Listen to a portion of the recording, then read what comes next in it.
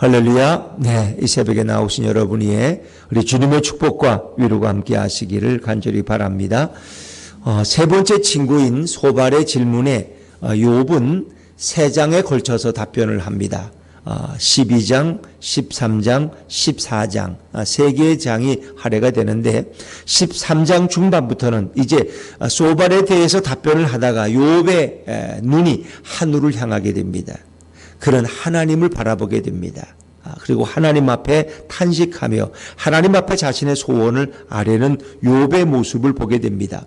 오늘 욥기 14장의 제목을 하나님의 구원을 갈망하는 욥의 호소 이렇게 정했는데, 고난의 시간이 길어질수록 욥은 하나님을 더 뜨겁게 바라봅니다. 그리고 하나님께서 나를 숨겨주시고 하나님께서 나를 안전한 곳으로 인도해 달라고 그런 하나님을 향해서 갈망하는 마음으로 기도의 부르짖음을 호소하게 됩니다. 결국 인간이 장애물 앞에 부딪혔을 때, 벽에 부딪혔을 때 우리가 할 수 있는 일은 하나님을 향하여 부르짖고 기도하고 하나님께 소망을 두는 것밖에 없음을 우리는 깨닫게 됩니다. 자, 욥은 이제 여기 14장까지 쭉 이어오면서 욥의 고난이 깊어가면서 그는 더 깊은 절망에 빠지는 것 같지만 그는 하나님을 다시 바라보기 시작합니다. 그리고 욥이란 존재가 모든 일반인과 똑같이 죄악 가운데 태어나고 짧은 인생에 허무한 삶을 살고 늘 살아가다 보면은 고생과 이런 고통이 끊이지 않는 삶 속에 살아가는 자신과 같은 연약한 사람을 하나님이 왜 나에게 주목하십니까? 나를 그냥 좀 버려달라고, 나에게 좀 관심을 꺼달라고, 아니면 나를 좀 음부에 평안한 곳에 좀 숨겨달라고, 그렇게 하나님을 향해서 호소하는 욥의 고통의 모습을 보게 됩니다. 왜? 그 절망이 너무 깊어지고 고난의 시간이 너무 깊어지니까 욥은 이제 어쩔 수 없이 하나님을 향해서 정말 나를 차라리 음부에 그냥 좀 숨겨달라고, 나를 좀 잊어달라고 이렇게 하나님 앞에 호소하면서 그런 구원의 끈을 놓지 않는 욥의 모습을 우리가 발견하게 됩니다. 자, 우리 14장 1절과 2절 말씀을 다시 한번 읽어봅니다. 14장 1절과 2절입니다. 시작. 여인에게서 태어난 사람은 생애가 짧고 걱정이 가득하며 그는 꽃과 같이 자라나서 시들며 그림자같이 지나가며 머물지 아니하거늘. 이것은 일반적인, 그러니까 원죄를 가지고 태어나는 인간들의 보편적 현상을 욥이 이야기하고 있는 거예요. 여인에게 태어난 사람, 여인에게서 난 사람은 다 원죄를 가지고 태어나잖아요. 그렇죠? 그들은 짧은 인생을 삽니다. 걱정이 늘 가득합니다. 인생을 살면서도 걱정이 끊어지지 않아요. 그리고 꽃과 같이 아침에 꽃이 피지만 저녁에 시들어버리는 그런 허무한 인생입니다. 그림자같이 그의 인생이 어느 순간 지나갑니다. 결코 이 땅에 머물지 않습니다. 여러분이 지금 앉아서 새벽 기도를 하는 이 자리가 앞으로 50년 후에 여러분들이 여기 계실 사람이 과연 누가 있을까? 한두 사람쯤 계실까? 한 세 분쯤 계실까? 또 너무 50년 하니까 기분 나빠하니까 내가 그렇게 빨리 죽을 것도 아닌데, 근데 아마 60이 넘은 분들은 결코 이 자리에 계시지 못할 것입니다. 그림자같이 지나갈 것이고 결코 여기에 머물 수가 없습니다. 그것이 타락한 인생입니다. 욥은 보편적인 인생을 열거하면서 이렇게 값어치 없는 인생인데 왜 하나님은 나 같은 인생에게 이렇게 주목하십니까? 라고 말합니다. 인간의 원죄성을 이미 다윗도 인정했습니다. 시편 51편 5절에 보니까 다윗이 그렇게 고백했죠. 내가 죄악 중에 출생하였으며 모친이 죄 중에 나를 잉태하였나이다. 욥의 마음속에, 다윗의 마음속에 인간의 원죄성을 이미 그들은 알고 있다는 것입니다. 우리는 영원히 사는 존재가 아닌 것입니다. 유한한 존재입니다. 아침에 꽃이 피었다가 저녁에 져버리듯이 우리 인생은 잠시 이 땅에 머물다가 지나가는 나그네 같은 존재임을 압니다. 그렇게 짧고 허무한 인생을 사는데 왜 하나님은 자꾸 나만 주목하십니까? 왜 나를 자꾸 추적하십니까? 욥은 답답한 거예요. 나를 좀 그냥 내버려 두면 좋겠어요. 자, 3절입니다. 3절 시작. 이와 같은 자를 주께서 눈여겨보시나이까? 나를 주 앞으로 이끌어서 재판하시나이까? 이와 같은 자는 뭐예요? 이렇게 짧은 인생을 살아가는 이 원죄의 본성을 가지고 태어난 이 허무한 인생을 왜 자꾸 눈여겨보십니까? 왜 저를 주목하십니까? 나를 주 앞으로 이끌어서 왜 재판하십니까? 왜 친구들까지 보내서 내가 뭐 죄가 있느니 없느니 회개, 왜 자꾸 이런 일을 계속 하십니까? 나를 좀 그냥 내버려 두면 좋겠다는 것입니다. 인간은 다 죄악 가운데 태어나지 않습니까? 도대체가 의로운 자가 어디 있습니까? 욥도 그걸 알아요. 친구들은 욥에게 자꾸 뭐 죄를 회개하라고 이렇게 얘기하지만은 세상에 의로운 자가 어디 있냐는 거. 왜? 우린 다 더러운 가운데 태어났기 때문에. 자, 4절 말씀 읽어볼까요? 4절입니다. 시작. 누가 깨끗한 것을 더러운 것 가운데서 낼 수 있으리까? 하나도 없나이다. 이 얘기는 바꿔 말하면 다 더러워져서 깨끗한 것을 찾을 수가 없습니다. 인간에게 선한 것이 하나도 없습니다. 그 욥도 알아요. 그러나 지금 당하는 이 고난은 나의 어떤 죄로 인해서 이 고난이 왔는지 너무 답답하다는 것입니다. 그러나 인간은 보편적으로 다 죄악 가운데 태어나고 다 더럽고 추악한 존재임을 압니다. 이 더럽고 추악한 존재 가운데서 어떻게 의로운 것, 깨끗한 것을 찾을 수 있습니까? 하나도 없습니다. 마치 이 말은 로마서에 의인은 없나니 하나도 없다는 말과 같다는 것입니다. 세상에 선한 것은 없습니다. 그러나 인간들은 오늘도 뭐 재 묻은 개가 뭐 묻은 개를 탓하듯이 오늘도 자신은 좀 의롭고 남은 좀 더 더럽다고 또 죄가 많다고 이렇게 인간들은 어리석은 말을 하며 살아가는 것입니다. 하나님은 우리 인간의 살아갈 날수도 다 정해 놓으셨어요. 자, 5절입니다. 5절 시작. 그의 날을 정하셨고 그의 달수도 주께 있으므로 그의 규례를 정하여 넘어가지 못하게 하셨사온즉 우리가 맨날 며칠을 살고 몇 달을 살 것 주님은 다 아십니다. 이미 우리 인간의 한계는 다 하나님이 정해 놓으셨다는, 우리는 결코 그 경계를 넘지 못하는 아주 연약한 존재예요. 그런데 하나님 좀 이제 나같이 이렇게 가치 없는 비천한 자를 좀 짧은 기간을 살아도 좀 편안하게 살게 저를 좀 홀로 그냥 내버려 두십시오. 이 고난 속에서 부르는 탄식의 기도죠. 자, 6절입니다. 6절 읽어볼까요? 6절 시작. 그에게서 눈을 돌이켜 그가 품꿈같이 그의 날을 마칠 때까지 그를 홀로 있게 하옵소서. 이 공동 번역을 읽으면 품꾼이 품삯을 기다리면서 하루를 열심히 일하듯이 이제 나를 좀 즐겁게 살게 해 주옵소서. 품꾼은 일하면서도 기대감이 있잖아요. 그렇죠? 왜? 자기가 품삯을 받는다는. 유대인 율법에 의하면은 품삯은 절대 내일로 못 미룹니다. 오늘 일한 것은 오늘 계산해야 됩니다. 근데 오늘 줄 임금을 미안해 내일 줄게 이러면 그 사람 가서 굶으란 얘기예요. 품꾼들은 그 즐거움 때문에 하루를 열심히 일하는데 내가 살아가는 정해진 날짜 가운데 좀 살아도 좀 평안하게 살고 좀 즐겁게 마칠 수 있도록 나를 좀 그냥 좀 편안히 둘 수 없습니까? 욥이 너무 힘드니까 이렇게 하나님 앞에 호소하는 기도가 1절부터 6절까지 소개됩니다. 이 욥의 탄원입니다. 고난에 대해서. 자, 그러면서 이제 7절부터 12절까지는 짧은 인생을 내가 살지 않습니까? 정말 우리에게는 내일이 없는, 어찌 보면 이런 비참한 인생인데 왜 우리에게 이렇게 고난을 주십니까? 하면서 생물과 인간을 비교하고 있는 욥의 모습을 봅니다. 자, 우리 7절, 8절, 9절 말씀, 이것은 자연의 이 나무가 어떻게 다시 움이 돋는가를 설명하는데 7절, 8절, 9절을 한번 읽어보죠. 시작. 나무는 희망이 있나니 찍힐지라도 다시 움이 나서 연한 가지가 끊이지 아니하며 그 뿌리가 땅에서 늙고 줄기가 흙에서 죽을지라도 물 기운에 움이 돋고 가지가 뻗어서 새로 심은 것과 같거니와.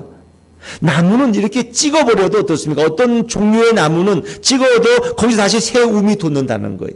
그것이 수분만 있으면 다시 거기서 새순이 돋고 싹이 난다는 것입니다. 고목나무가 죽어도 그 그루터기에서 새순이 돋는 것을 발견하지. 이것이 나무예요. 그러니까 이제 이렇게 접붙이는 거, 우리가 포도나무 같은 것들 이렇게 잘라서 그냥 심으면 뿌리가 나니까 나잖아요. 뭐 이런 것들이 종류에 따라서 그래서 우리가 이제 그걸 뭐 이렇게 접붙인다 그러죠. 그래서 그것을 다시 생명을 살릴 수 있는데 인간은 그렇지 않다는 거예요. 인간의 삶은 너무나 짧은 인생을 살아간다는 거예요. 10절을 읽어볼까요? 10절입니다. 시작. 장정이라도 죽으면 소멸되나니 인생이 숨을 거두면 그가 어디 있느냐. 장정은 힘이 센 젊은 용사입니다. 그도 아무리 잘 나가는 힘센 자도 죽으면 이 땅에 사라지지 않느냐. 인생이 숨을 거두면 그가 어디 있느냐? 아직 영원한 어떤 영생에 대한 이런 확실한 이런 것은 아직 14절에서는 14장에서는 발견되지 않습니다. 여러분, 보통 사람들은 이렇게 죄악 가운데 살다가 죽으면 다 소멸되는 인생이 아닙니까? 결국 그 원리는 11절에 물이 바다에서 줄어들고 강물이 잦아서 마른 같이 그 큰 바다도 언젠가는 물이 줄어들 때가 있고 강물이 흘러도 언제나 그 강바닥에 다 드러나는 말라버리는 때가 있는 거 아닙니까? 사람도 이렇게 한때를 젊은이처럼 잘 살아도 어느 순간 그가 쓰러지면 영원히 눈을 뜨지 못하고 사라지는 존재가 인간이 아닙니까? 이런 고백이죠. 자, 우리 12절 고백하죠. 12절 같이 읽습니다. 시작. 사람이 누우면 다시 일어나지 못하고 하늘이 없어지기까지 눈을 뜨지 못하며 잠을 깨지 못하느니라. 이것은 인생이 짧다는 겁니다. 하다못해 나무들도 죽어도 다시 싹이 나서 또 그것이 이어나가고 어떤 나무는 이렇게 옆에 또 이렇게 씨를 퍼뜨리고 가지가 뭡니까? 이 뿌리가 번져나가서 이렇게 새로운 움이 돋는데 인간은 그렇지 못하다는 거예요. 인간은 이렇게 가치 없고 짧은 인생인데 이렇게 짧은 인생에 왜 내게 좀 즐거움을 주시지? 이 고난과 시련이 끝나지 않도록 왜 나를 이렇게 괴롭히십니까? 이제는 나를 좀 당신의 피난처에 숨겨달라는 겁니다. 그러면서 그는 스올이라는 말을 사용하고 있습니다. 자, 우리 13절부터 15절까지는 넷에 대한 욥의 소망의 고백이 나오는데, 자, 13절을 먼저 읽어볼까요? 13절입니다. 시작. 주는 나를 스올에 감추시며 주의 진노를 돌이키실 때까지 나를 숨기시고 나를 위하여 규례를 정하시고 나를 기억하옵소서.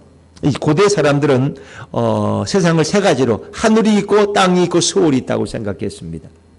하늘과 땅. 자, 그리고 스올이 있어요. 스올은 어떤 곳이냐? 인간이 죽으면 편안히 쉬는 곳이라고 생각했어요. 뭐 그것이 천국이냐 지옥이냐 뭐 그런 개념까지는 없고 그냥 스올은 사람이 죽으면 그냥 묻히는 지하의 어떤 세계. 거기 가면은 모든 거 다 잃고 그냥 잠만 자는. 그래서 뭔가 좀 쉬지 못하는 사람 평안히 쉴 수 있는. 그래서 우리가 보통 예수 안 믿는 분들은 이렇게 그 나라에서 편히 쉬소서 이 땅에서 안식이 없었는데 그 나라에서 스올이라는 것은 그냥 죽은 자가 가는 곳이에요. 근데 오죽했으면 욥은 나를 좀 수울에 감춰달라는 거예요. 그 죽음을 동경하는 거죠. 당신이 좀 가지고 당신이 주권으로 있는 그 스올의 음부에 나를 좀 감춰주셔서 주의 진노를 돌이키실 때까지 주님의 진노가 풀릴 때까지 나를 좀 숨겨달라는 겁니다.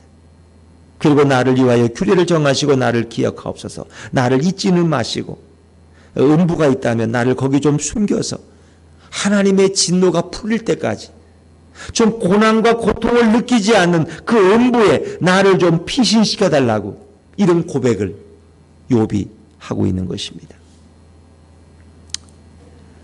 14절에도 같은 얘기 반복되죠. 14절 같이 읽습니다. 시작.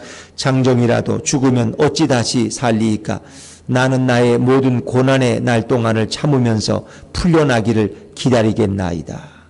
다시 말하면 나를 좀 음부에서 쉴 수 있게 하시고 내 고난이 다 끝나면 나를 다시 좀 주님께서 좀 자유롭게 좀 놔주기를 그때를 내가 좀 기다리겠나이다. 내가 그렇게 기다릴 수 있다면 얼마나 좋겠습니까? 장정이라도 죽으면 어찌 살 수 있겠습니까? 만약 살 수만 있다면 내 모든 고난의 날 동안을 참으면서 내가 풀려나기를 기다릴 수 있으면 얼마나 좋겠습니까? 인간이 죽으면 끝이지만 내가 다시 살 수만 있다면 이 모든 고난이 끝날 때까지 내가 음부에서 기다리다가 다시 새로운 인생을 살 수 있다면 얼마나 좋겠습니까? 이 음부에 대한 고백은 욥의 희망으로 조금씩 바뀌어집니다. 하나님이 나를 음부에 숨겼다가 이 고난이 끝날 때 나를 다시 일으키셔서 내가 다시 즐겁고 평안한 삶을 살아갈 수 있다면 너무 좋겠습니다. 그러면서 이것은 하나의 호소문, 기도문으로 바뀌고 있습니다. 15절 말씀, 15절입니다. 시작. 주께서는 나를 부르시겠고 나는 대답하겠나이다. 주께서는 주의 손으로 지으신 것을 기다리시겠나이다. 다 이 시적인 표현이지만은 주님이 때가 되어서 당신의 진노가 끝났을 때 나를 부르시면 내가 예 여기 있습니다 대답하고 내가 그때 주님 앞으로 다시 나오면 얼마나 좋겠습니까? 얼마나 좋겠습니까? 이게 어떤 욥의 어떤 내세에 대한 소망, 제발 이 고난이 없는 내세에 나를 좀 숨겨주었다가 다시 좀 나를 불러달라는 그런 탄원에 섞인 기도죠. 자, 그러면서 그런 이제 하나님이 나를 좀 놓아달라는 고백을 이제 하고 있는데, 자, 16절, 이건 시적인 표현입니다. 16절입니다. 16절 같이 읽죠. 시작. 그러하온데 이제 주께서 나의 걸음을 세시오니 나의 죄를 감찰하지 아니하시나이까. 이 얘기는 바꿔 말하면 주님이 나만 따라다니면서 내 걸음까지 세고 계시는데 좀 내 죄를 좀 눈 감아 주시면 안 되겠습니까? 이런 표현입니다. 공동번역으로 읽으면 좀 내 죄를 좀 눈 감아 주십시오. 너무 그렇게 나만 따라다니면서 이렇게 지적하지 마시고 좀 눈 감아 주시면 안 되겠습니까? 한번 찔끔 좀 감아주면, 어찌 보면 부모들은 자식이 반복해 잘못할 때 아까 책망에 또 책망하면 아이가 너무 좌절할까 봐 한 번은 못 본 채 할 수 있어요. 아이가 너무 힘들어하니까. 자기도 그 쉽게 못 고치잖아요. 그 실수를. 못 본 것처럼 그냥.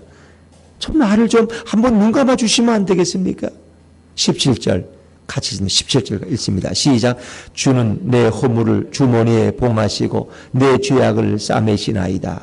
이 얘기는 시적인 표현인데 주님께서 내 허물을 좀 주머니에 좀 봉해버리시고 내 죄악을 좀 싸매서 보이지 않게 하면 안 되겠습니까? 욥의 탄원입니다. 친구들은 내게 와서 너의 죄 때문이라고 하는데 나는 그렇게 이런 고난을 당할 죄를 진 적이 없습니다. 물론 내가 근원적으로 연약한 것은 인정하지만, 근데 욥은 하나님 앞에서 내가 왜 이런 고난을 당한지 모르지만 이것이 내 허물과 내 죄 때문에 이런 고난이 있다면 내 고난과 허물을 좀 당신의 주머니에 좀 싸매시고 봉하셔서 좀 보이지 않는 것처럼 좀 그렇게 숨겨주시면 안 되겠습니까? 이런 거예요. 결국은 욥이 고백하는 건 한 가지예요. 하나님의 구원은 하나님으로부터 온다는 거예요. 하나님만이 나의 이 인생의 문제를 해결하실 수 있다는 거예요. 그래서 하나님의 구원을 갈망하고 기다리면서 욥이 하나님 앞에 간절히 호소하는 내용이 욥기서입니다. 그러니까 이 욥기서가 기록한 된 것이 창세기 아브라함이 활동할 때, 아브라함이 믿음의 조상 아브라함이 아들 이삭과 야곱을 낳고 뭐 이럴 때, 에서를 낳고 야곱과 에서를, 이삭을 낳고 이럴 때 이것이 이루어진 일이고 기록된 성경이라고 하면 그 당시에 우리의 언어의 문화나 모든 것이 너무 다를 수 있어요. 더구나 이것은 또 시적인 표현입니다. 그러나 우리가 잘 이해하지 못하지만 이 내용은 바로 그런 겁니다. 욥이 마지막까지 하나님께 소망을 두고 하나님 내 허물과 내 죄악을 좀 감춰주시고 좀 못 본 채 하시면 안 되겠습니까? 좀 숨겨주시면 안 되겠습니까? 그럼 내가 좀 잠시라도 음보해서 좀 편히 쉬면 좋겠습니다. 그리고 주님의 진노가 지나갔을 때 나를 다시 불러주시면 안 되겠습니까? 욥은 하나님께 소망을 두고 있습니다. 자, 그러나 이제 18절부터 22절은 결국은 뭐예요? 자신의 죽음에 대한 욥의 예견이 나옵니다. 아니, 그런 고백을 하면서도 욥은 또 그러나 우리는 결국 죽지 않겠습니까? 결국 죽으면 아무것도 없는 끝이 아닙니까? 하면서 그 죽음을 탄식하는 내용이 나오는데 그래도 잠시 한번 좀 읽어보겠습니다. 18절 19절입니다. 18절 19절 시작. 무너지는 산은 반드시 흩어지고 바위는 그 자리에서 옮겨가고 물은 돌을 닳게 하고 넘치는 물은 땅의 티끌을 씻어버리나이다. 이와 같이 주께서는 사람의 희망을 끊으시나이다. 끊으시나이다. 결국은 인간은 죽는다는 겁니다. 무너지는 산은 흩어지고 바위는 그 자리에서 옮겨가고 하나님이 다 모든 걸 주관하신다는 거죠. 물은 돌을 닳게 하고, 그렇죠? 그럼 물이 계속 오면 돌이 이렇게 닳아서 모양이 변하잖아요. 바다에 이 바위들도 계속 파도가 치니까 거기 이상한 형상이 생기잖아요. 구멍이 뚫리기도 하고. 이게 참 놀라죠. 엄청난 연대죠. 그런 주권을 가진 하나님은 결국 어떻게 하시느냐?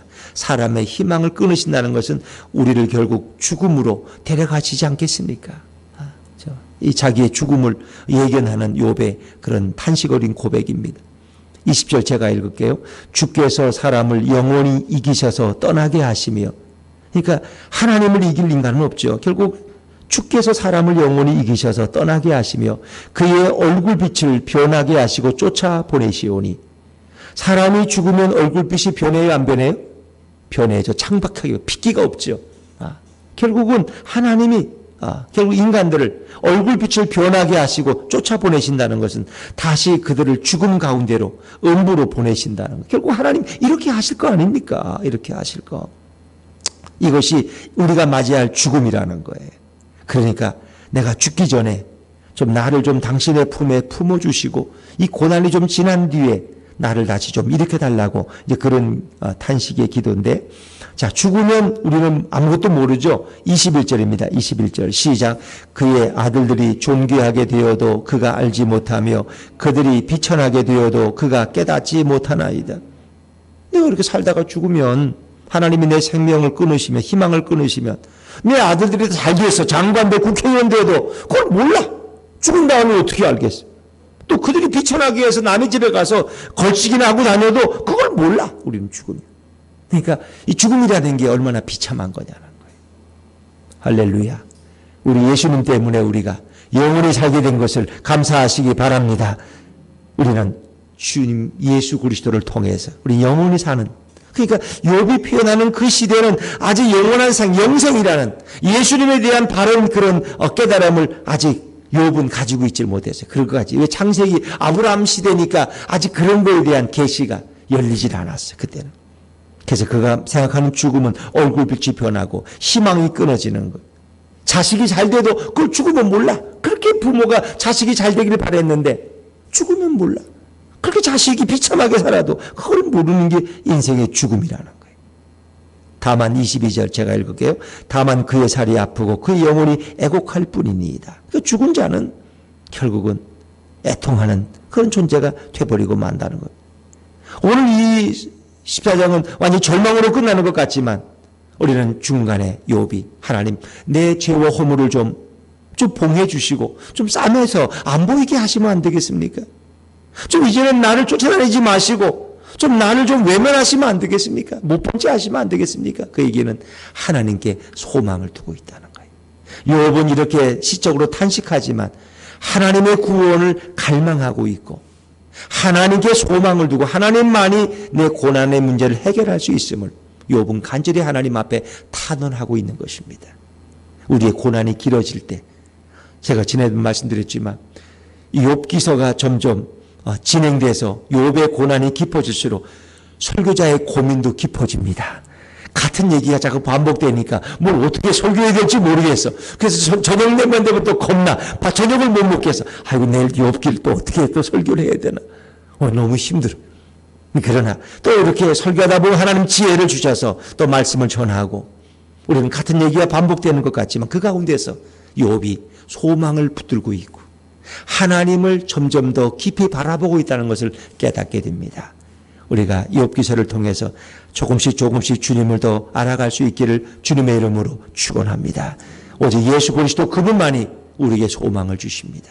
우리가 이 고난이 왜 왔는지는 모르지만 우리 마음의 중심에 예수님을 모셔드리면 주님은 말씀해 주십니다. 그리고 주님이 우리를 위로해 주시고 그 고난을 이길 수 있는 힘과 능력을 부어줄 줄로 믿습니다. 욥의 시대하고 우리의 시대는 다른 거예요. 왜냐하면 보혜사 성령이 오셔서 우리에게 이 고난에 대해서 말씀해 주시고 고난을 이길 수 있는 지혜를 주시고 우리에게 강한 믿음을 주시기 때문에 우리는 능히 승리할 줄로 믿습니다. 욥의 시대가 아니라 지금 우리가 이 시대 예수님이 오신 이후에 살아간다는 게 얼마나 감사한지 몰라요. 감사하네. 예전에 구약의 사람들은 예수님을 몰랐어요. 그 아주 일부의 사람들 외에는 이 땅에 오실 메시아를 알지 못했어요. 그래서 그들은 탄식하고 그것이 절망이었지만 우리는 오늘도 고난 속에서도 예수님 때문에 기뻐할 수 있고 소망을 바라볼 수 있다는 것이 얼마나 감사합니까? 오늘도 예수 그리스도 그 좋으신 주님을 바라보면서 그분을 모시고 살아가는 복된 하루 되시기를 주의 이름으로 축원합니다.